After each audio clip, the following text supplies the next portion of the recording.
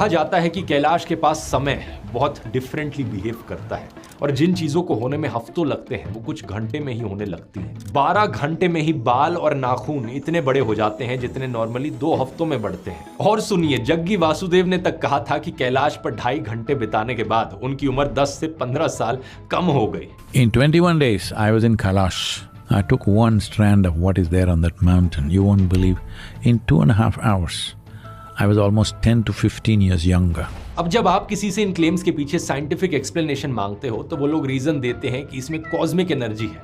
Kailash cosmic energy का centre है जहां टाइम और स्पेस के रूल्स अप्लाई ही नहीं होते। कुछ लोग तो ये भी कह देते हैं कि कैलाश असल में एक दूसरी दुनिया और डायमेंशन में जाने का गुप्त द्वार है और इसी कारण से टाइम यहाँ बड़े डिफरेंटली बिहेव करता है। इंटरनेट पर आज के दिन ऐसे क्लेम्स बहुत ज्यादा सर्कुलेट होते हैं और कुछ लोग सबूत के तौर पर यह भी कह देते हैं कि देखो, कैलाश की पोजीशन धरती के नक्शे में मैथमेटिकली परफेक्ट है। दावा किया जाता है कि कैलाश पर्वत नॉर्थ पोल से एग्जैक्टली 6666 किलोमीटर दूर है।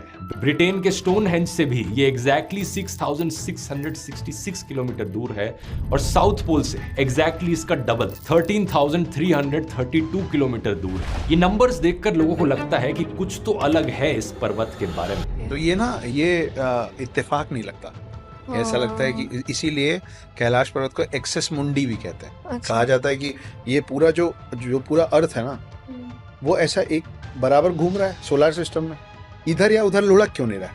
माना जाता है कि कैलाश पर्वत वो एक्सेस है जो इसको बैलेंस कर रहा है। ओके। और ये मिस्ट्री और भी ज्यादा गहरी हो जाती है जब आप इस बात को देखो कि इस पर्वत पर आज तक कोई नहीं चढ़ पाया है।